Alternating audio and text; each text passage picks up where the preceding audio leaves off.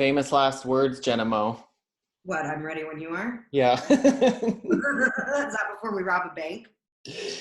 Something. And we have that option now because you're back. Woo! Welcome home. As you can see, I don't have that big, beautiful white kitchen behind me like I have in the other podcast. If you watch us on our YouTube channel. We are meant to be seen, not heard, honey. Well, both. Not today. I don't know if I'm like PMSing or what. Everything I tried on, I was like, ew, I look ugly. I hate this. No, that's not you. It's because you're back in Ottawa where it's gray and snowy and not on the Sunshine Coast anymore. Nothing looks good in this weather. Are you kidding me? It's warm and humid out today. It is. You have a tan. Look at your shoulders. I can see your tan from here and we're not even together. Yeah. Wow. I'm back. And let me tell you, traveling is a new experience. Was it? Okay, yeah, take us through it. I can't even imagine. My guess would be that, and I feel that like I didn't even ask you about this, but was the plane not packed at all? Oh boy. It wasn't even half capacity, I don't think. Okay. So packed. But like, it's just a whole different experience. So it's so much more quieter because you don't have internationals and there's just very few flights going out. So the airport is really quiet and kind of eerie. And then, everyone's wearing a mask, so no one really talks to each other. Everyone keeps their distance. Yeah. Hand sanitizer everywhere. It just smells like cheap vodka. Yeah. Well, because a lot of it is made with really strong vodka now. I've noticed the ones at the grocery store smell like vodka too, and it's because it's that vodka distillery. It's shipping it all over the place. Well, I went to the grocery store today, and I used a squishy bottle, like to put some, and it shot like jizz right on my chest. And but it smelled like tequila. So it really reminded you of a Saturday night that ends well then. Anyways, so yeah, you go to the airport, you check in, like everyone's wearing a mask. They don't want to touch anything. You go through security, which is like really speedy because again, like move people through social distancing. Lineups are super short everywhere. And then once you get in there, like everyone sits very far apart from each other, waiting for their flight casually. The one thing that didn't change is, and this is always drives me nuts. When you go to an airplane and people will line up to board when it's not even their zone. So when they board an airplane, they board it in zones, 1, 2, 3, 4, and whatever it says on your ticket. So they'll be boarding zone 1 and there'll be people for zone 4 lined up. I never understood it. Still happens during a pandemic.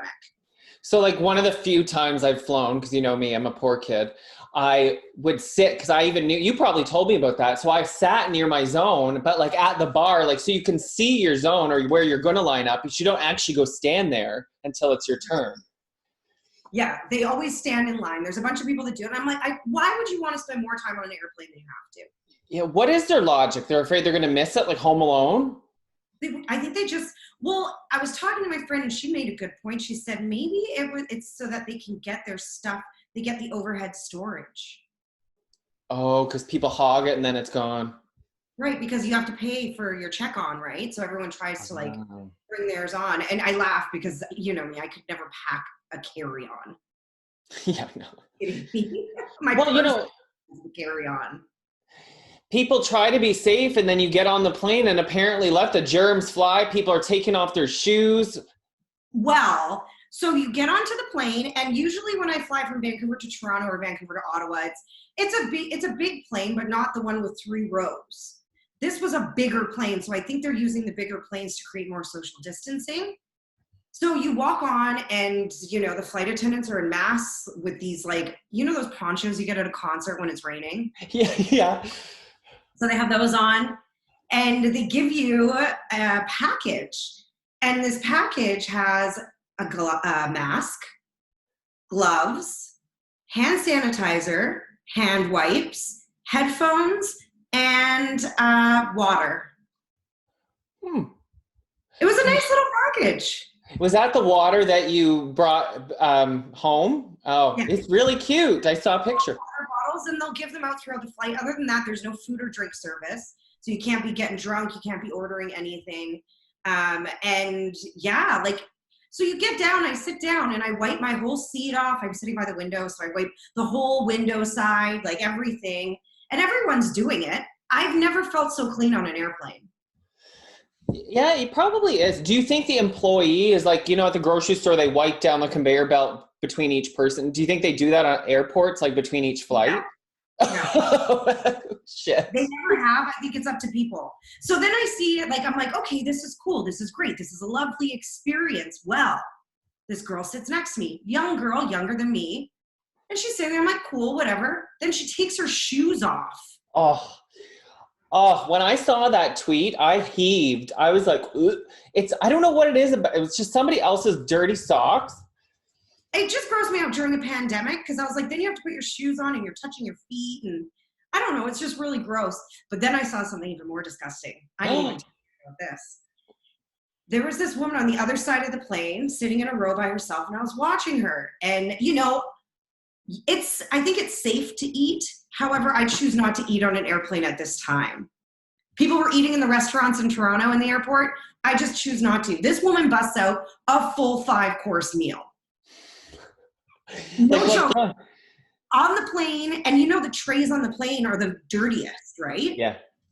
So I'm sitting there going, oh my God, no way, no way. If you think that was bad, then I guess after her large feast, she was just a little bit hungry. So she put her head on the tray and took a nap. Sat on it, like cheek touching it. Oh, that's disgusting. Yeah, so there's still gross people doing gross shit. But other than that, like, yes, it's a different experience. Yes, it's not as really enjoyable because it's very, I don't know what the word is, like methodical. Like you go here, you sit down, you get up.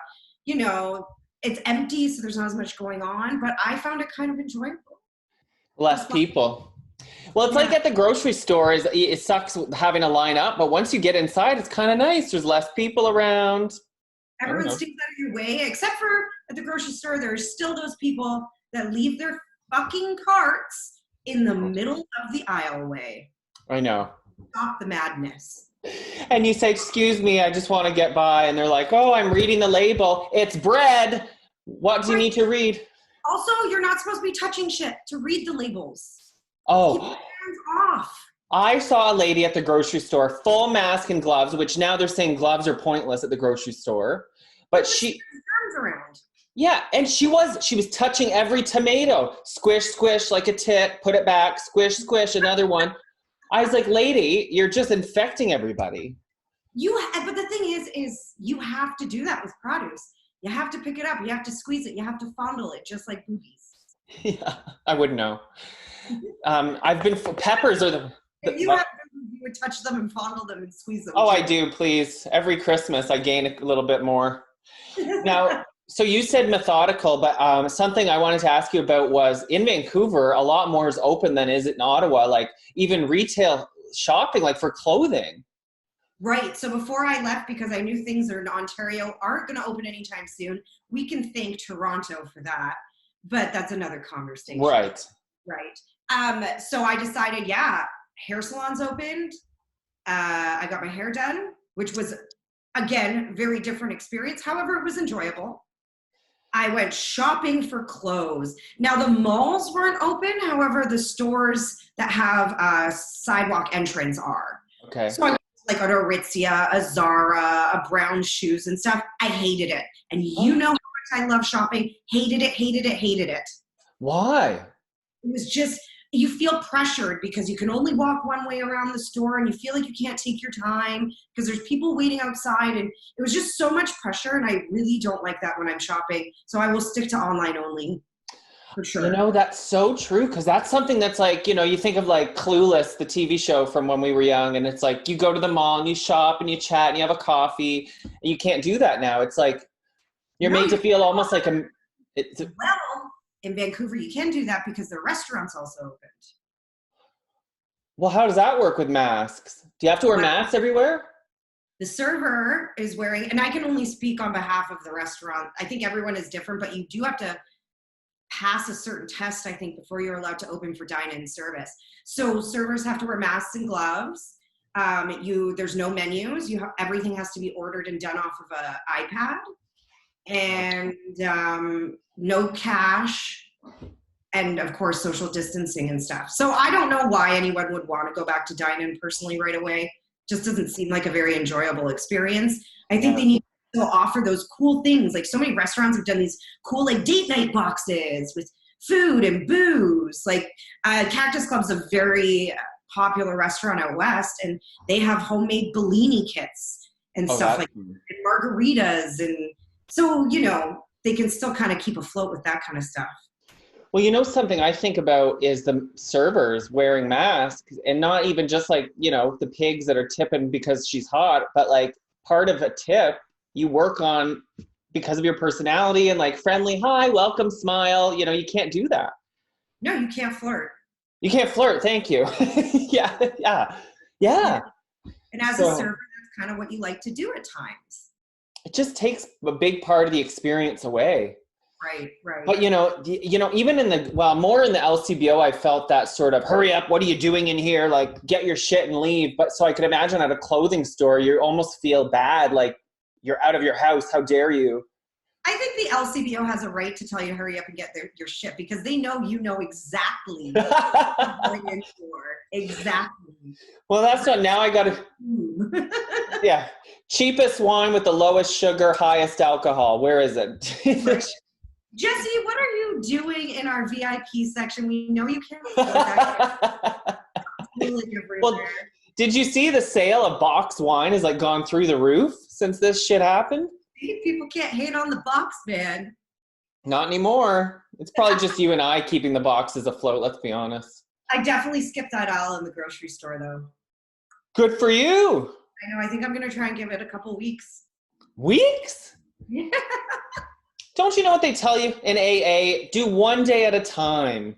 That's the technique. I'm trying to stay out of public as much for the next 2 weeks. Even though I don't have to.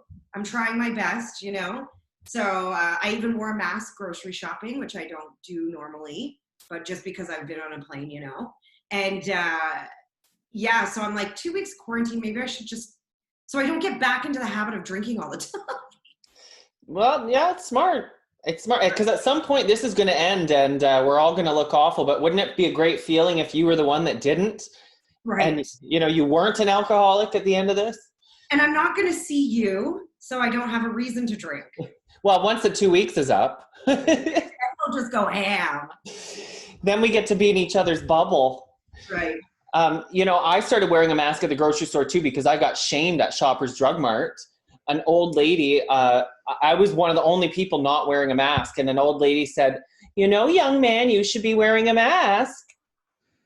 And I wanted to like knock her out, but obviously I'm like, oh, I forgot it in the car. But after that, I've started wearing one because I didn't want to be shamed again. You should have looked at her and just said, oh no, it's just allergies. I didn't even cough or anything. I just did not have a mask on. Right. So I'm like, do I look that sick, bitch? Crazy. Yeah, I think we just need to stop shaming people. People are now responsible for what they're going to do and the measurements that they're going to take.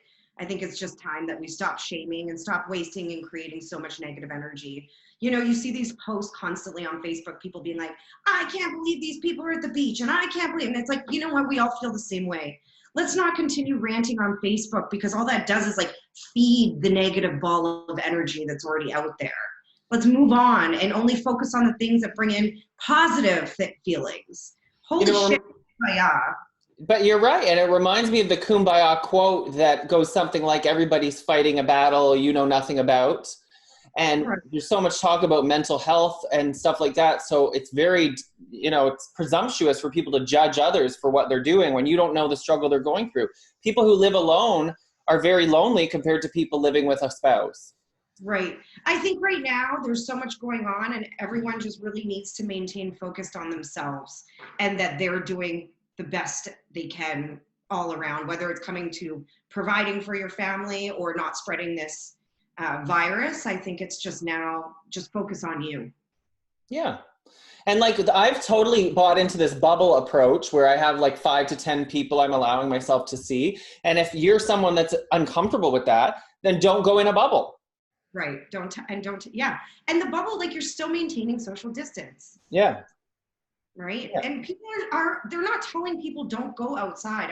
There's so many people online that are like, stay home, stay inside. And it's like, they're not telling you that. They say you can go for a walk. They're saying like, don't linger, you know, and don't like stand really close to strangers and, you know, like Exactly. smart about it, but don't hole yourself up in the house. That's not healthy. No, then we're going to have deaths from alcoholism, suicide. Yeah, and it's not a joke, but it's really important, you know, like we just gotta keep ourselves going the best we can. Do you, boo. Yeah. So obviously, like being like month whatever of quarantine, who knows? Like, let's just admit it. This is going to be our new fucking normal. Okay. Yeah. We're calling a spade until there's a vaccine. This is our new normal. Social distancing, only dating one person at once, being with lover 24/7 because everybody's now going to be working from home, probably in the future as well. I mean, Shopify just said that a lot of their employees are going to be working from home indefinitely. And Twitter. It's a great thing as well. Yeah, I think that's great if you got the option and that's what you want to do. But we keep getting, and we got a listener letter, what was that, last week? About what was that one? Oh my God, we already forgot what it was about for her. Well, I'm so focused on today's, which is coming up, and it's a doozy. Oh, giving up on the sex life. Oh, giving up on the sex life. And I had a feeling that as soon as someone wrote to us with an issue and we covered it, then it would open kind of Pandora's box and give a safe place for a lot of people to vent about issues. And we've got another letter. That was my really long way of saying we've got another letter. We sure do. And this time, I didn't let Jenna read it. The shoe is on the other foot. Are you ready? Yeah. Well, you saw the subject line, which, well, once you read the subject line, you've read it all. Are you ready for this? People listening have already seen it because that's probably the title of this episode. My boyfriend has a stash of secret anal dildos. Dun, dun, dun. If there is an introduction that deserves a dun, dun, dun, that one is right there. And as you might have guessed, the writer is a female, because if this was a gay couple, I'd be like, okay, what's the big deal? Exactly. Me too. I also thought it was interesting that she wrote anal dildos, not just dildos, because like even in my, experienced age, I didn't know there was a difference. Well, that's not true. Are the anal dildos those ones that look like little like? Well, you can have like prostate massagers that almost look more like butt plug shape. Yeah. Yeah. And then butt plugs, just anal toys. Dude. Well, they're bigger, I guess. They're wider because they're meant to go in and stay in. But I take back what I just said, because now I'm thinking of all these different dildos. There's those ones that have like the thing for your female's clitoris. That's what I'm saying. So that would be a vaginal dildo. Oh, I gotcha. I thought you were trying to say that that's for the butt. Yeah. No. Okay. So, all right. Just try to demonstrate what you were talking about using a remote control. And my fingers, and I think I did a pretty good job. It's called a rabbit. Okay. So here's what she says. Hey, Jesse and Jenna. Love the podcast and actually never thought I'd find myself writing in. But when this happened to me, you guys were the first people I thought of. Okay. Thank you. I think that deserves a thanks. I just love that she's comfortable enough to write to us about her boyfriend's anal fun. Well, I mean, who else are you going to write to? I mean, I'm flattered. Okay, so I've been with my boyfriend for 3 years, and recently while I was putting laundry away, I found not one, but 2 dildos in his sock drawer. There was lube there too, which didn't surprise me, but there was something else I didn't recognize. When I did a bit of research, I found out it's something called an anal gaper, which I've never even heard of. The dildos were concerning enough, but the anal gaper sent my mind into overdrive. My boyfriend has never talked to me about any sexual fantasies, never mind even hinting that he likes bum stuff. We usually have pretty simple sex, and I don't know how to bring this up with him without making him feel ashamed. I'm very open to trying new things, but I'm worried that this is something I can't fulfill for him, if you know what I'm saying. No matter what, I want him to feel comfortable talking to me about his needs. Aw, Thank Wow. K. Wow. I, Sorry, first of all, I need to ask, what's an anal gaper? I even had to Google that. I mean, you can imagine what it is, but I wanted to be sure. I think of, like when a woman goes to the gynecologist and she has the stirrups that look like a duck's bill in, they put it in and then open you up. Exactly. Except this is, you leave it in for a certain period of time to stretch your hole. So, yeah. Sorry, I'm just trying to understand why you would need one. So that you could fit bigger things up there, like a full-size dildo or a penis. Oh. Yeah. So that would be a red flag. But before we even get into it, I want to give her props for being so understanding. I feel like most girls would not have this attitude of I don't want him to be ashamed and I want him to feel comfortable. Like all my girlfriends would be like, fuck this, I'm out. Yeah, it's definitely an awkward situation for sure. I don't know if I'd freak out, but Well, here's the first thing, okay? Right away, everybody's mind goes, okay, he likes butt stuff, he must be gay. No. But that's not true, right? No. And I feel like more and more men, straight men, as we get more comfortable with all this crap, are okay with admitting it. I've known a couple straight couples where the guy took a few fingers up there. I've heard, I think that she sounds like they're a bit younger maybe, that a lot of millennials are more confident with their sexuality. So being bi or being into stuff like that, or being, just different in your sexual wants and needs isn't as big of a deal for them as it was for maybe us. Yeah. Well, and millennials. You're right. It's important to point that out because butt stuff doesn't make you gay. The only reason gays are so into butt stuff is because we have no other hole. What are we supposed to do? Right. That is true. So, I mean, this hole, but for some reason the guys aren't as interested in that one. Yeah. I think she needs to figure out, like, ask him, why are you hiding it from me? Not like, what is this about? Obviously, you know what it's about. It's about he likes butt stuff. Yeah. He's probably one of, like, I see this all the time in, like, Vice articles and stuff where they talk about straight men like pegging. That's what it's called. He's into that. So maybe the question isn't like, whoa, what are these? And like, what? It's like, maybe, why do you have these? If you have them because you like butt stuff, or maybe needs to come out. I mean, there is still, that is still on the table. So, there is that possibility, especially if he's never brought it up or he hasn't shown an interest in her butt. That's what I found interesting. She wrote, he's never brought up being into butt stuff. Yeah, but you know what? I know some friends that have got, like, girlfriends that have got a finger up the butt and they like it, but that doesn't mean that they want to go playing with their man's butt. Oh, I know. But like, if he's so into butts, you'd think maybe he'd want to try. Oh, you're saying so it could go both. It could go the other way. Receiving and not giving. Yeah.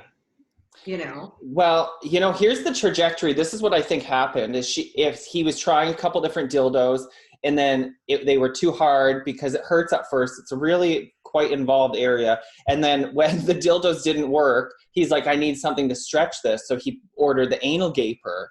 So it's like it's been a journey. And I think she probably realized that when she found them all. So it's kind of like a lot, like he really wants to make this work. Did she, what's ironic about this whole discussion, you talking about anal gaping, is I'm squeezing my sphincter. My butt is like this right now because I'm just like, ooh, I want that to keep things in. Yeah, right. Yeah. I think she also needs to ask herself a few questions, like, does this affect the way you feel about him first? Well, I think she seems pretty cool because she wrote, I'm open to trying new things. So she's willing to screw him with a dildo. Maybe she could throw on a strap on. Yeah, like this could be the beginning of a great thing. Like I could see a straight guy being so embarrassed because of that gay stigma that he would hide this, even if he's not gay at all. Also, too, in relationships, when you first start having sex, maybe both were kind of shy and scared to really communicate what they wanted. So they've just gone their whole relationship just having average sex. Maybe that's not what she wants either. Maybe that's not what he wants either. So maybe this is a perfect time for you guys to really get everything out on the table and talk about what your needs really are, both of your needs, and how you can help fulfill them. That's a good point. They've been together 3 years and they may have missed that window, because there does come a point where you become like an old married couple where it's awkward to bring that stuff up. It's like when your significant other cooks like your favorite dish, like lasagna, but it's really shitty. But when you first started dating, you never said that you didn't like it. You just always said you love it. So now at the point in your relationship, all they do is cook you fucking lasagna. And you're stuck. Yeah. I'm really trying to put myself in this situation, or like, you know, it's easy for us when we get these letters to just say what we would tell a friend. But what if it was us? Like, what if you found that in your boyfriends? How would you react? I'd freak out a little bit. Your first thought would be he's gay, right? Or bi. I think even me, I think that too. And then I have to remind myself, no, it doesn't mean that. Well, because when we answer these letters, we try to remain unprejudiced, right? And we try to like give people like the neutral sort of answer, play both sides of it, give them some options. Yeah. But if it happens to you, you know that what your reaction is going to be, and it's not always fair or right. Like, even in a gay relationship, if I was in a relationship and I was the bottom and he was the top, strictly, and I found an anal gaper in his drawer, I would even have questions about that, because all this time it's the same sort of thing. You acted like you weren't interested in that area. So I know it would turn me off immediately. Yeah. So good on her for being like so open, because I know I wouldn't be. Well, she is worried he's gay because of that one very telling line, if you catch my drift. I'm open to trying new things, but I'm worried this is something I can't fulfill for him, if you catch my drift. Right. So, yeah, there's definitely items that you can wear. If it's not a gender specific thing, that's why you need to ask him why. Why do you have these? Especially the anal gaper, because it's one thing if he's just trying to get it a little bit bigger to fit the dildos. Okay, maybe he's really tight, which if he is gay, then he'd be very welcomed on our team. But the other thing is, what if he's just like really into wide ass holes or something? Hey, wide assholes! For those that are watching this podcast, I'm shaking my head. Yeah. You know what I mean? Like, ew, that's another layer. That's like a fetish if he likes big gaping holes. I was just going to say something, but then you just totally threw me off with it. Not the first time. Oh my goodness. Ask him why. Why do you have these? Is this something you're into with me? Is this something, maybe it's just a him thing? You know, you made a very good point about asking why, and I feel like that's sort of as far as our advice can go, is because until we know why, we can't advise her what else to do. Aren't boys, like, don't men have an obsession with putting stuff up their butts? I heard that somewhere. Like, it's like an adolescence thing. You know, well, there's the prostate, which is no secret. The male G-spot is the prostate, allegedly. And, well, I mean, I've used it, it is. But it's still a process to access it. Like, it's not fair. Although yours is, the female G-spot's hard to access too. If you ask a straight man, don't know where it is. Some of them have never found it, even after they've been given directions. You know what's interesting? Sex with Sue Johansson, she said they're in actually the very similar spots. So she says for both an ass on a man or a vagina, you put your fingers in about 2 or 3 inches up and curve forward towards like the front of the body. And she said that's where it is. Well, remember, before our genders were ever decided by science, before I get myself in trouble there, by when you were born, like genetics. Yeah. Have the same parts. That's why we have nips. Right. Yeah, so they're very similar, I guess. Men didn't have nipples. Ew. And well, I'm a big, huge fan of nipples. It's not like I'm like, damn, that guy has nice nipples. But it would just look so weird just being skin on your chest. Same if you didn't have a belly button.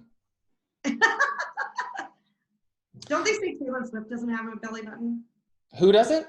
Taylor Swift. Oh, that's because she's a reptilian, like the queen. Right. Mm. I think all we can do with this listener too, other than saying you need to ask him why, like don't attack. I don't think she will. She sounds really sweet. But I wish her luck.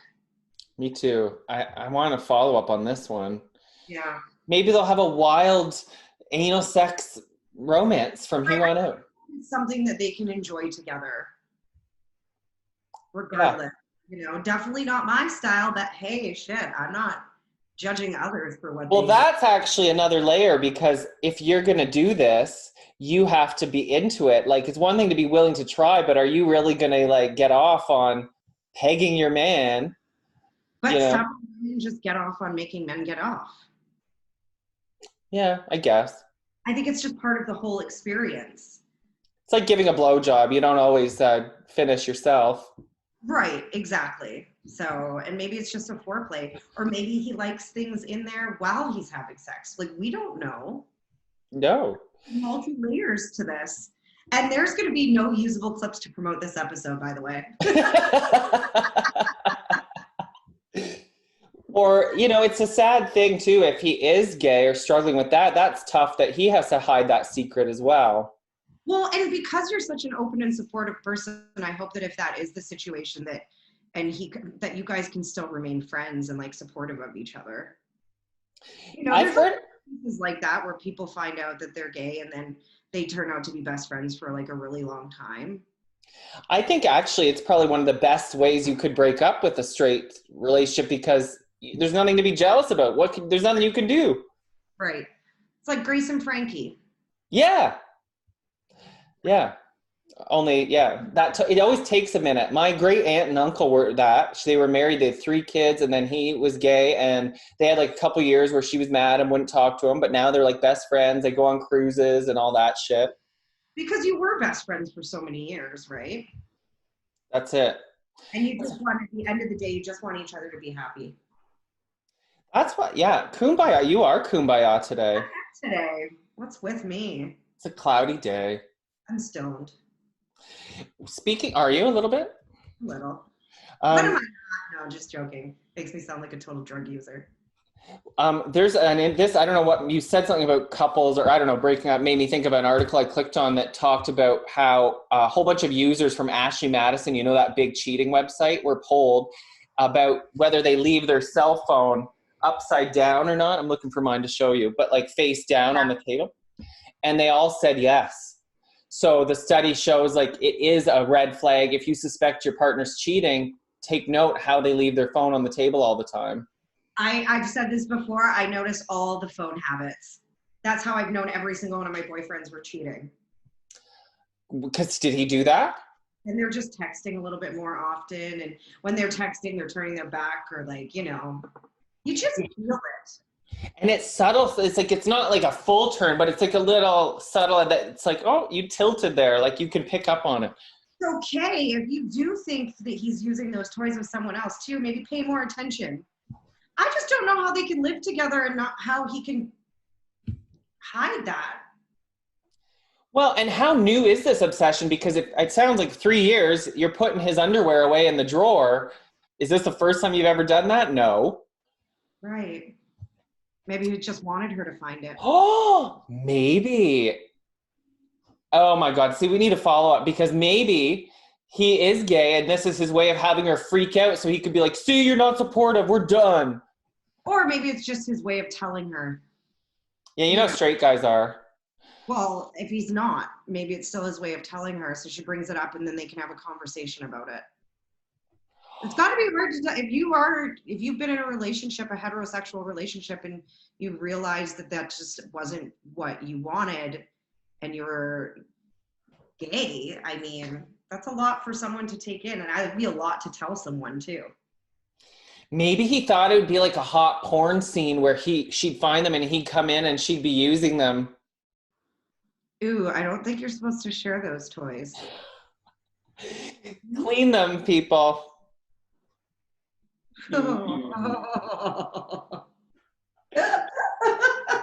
Well, as usual, not much help, dear reader. I think we are. I think we're good help. Maybe that's why we never get any follow-ups, because they're like, well, fuck you guys then. You're not going to actually give us solid advice. No, the advice here is you have to talk to him. There's no way around it. Right. Because otherwise you're just going to stew about this forever and ever. Well, we can't prepare you like past that point, prepare you for past that point, because that will determine your next steps. Is when he answers why he's into it. Why did you hide it from me? Not even why you're into it. Why did you hide it from me? Or maybe it is a brand new fetish that, you know, he's finally exploring. But like I said earlier, that buildup, I think, you don't just go out and buy an anal gaper. I feel like there had to be a reason he needed to gape it. I bought it for a friend. It's unholding my friends. Just like when you got caught with cigarettes for the first time when you're younger. They don't mind. Those are Stacey's, Mom. You know Stacey's bad. She says her parents are never home. But no matter what, go at it like, here's a good advice. Go at it jokingly. Not jokingly, but like light. Be like, oh, look what I found. Even if you're pissed, because then you'll get more out of him than if you go at him and make him defensive. When you said jokingly, I thought you were going to be like, yeah, just take it and start using it as a paperweight and see what he says. Or that. That might work too. Right. So there we have it. You can send your email. Jesse and Jenna's messy podcast at gmail.com. Make sure you subscribe to us on YouTube too. We don't have a lot of subscribers yet. We need to get that rolling. Yeah, rolling. And it's much funnier to watch me roll my eyes 24/7 while Jesse speaks. You know, I have, since quarantine, I have had a couple people say that to me, that we need to just turn into a video show because we're so much more fun to watch than listen to. So watch us. Yeah, you have the option. There's a spider on my wall. I have to go. Oh, by the way, thank you for listening on Friday. Another episode of Cocktails, Comedians, in Quarantine with Dan Allaire. Woo! He's a large, bald man. He looks very threatening, but he's fun. Sounds good. All right. Cheers.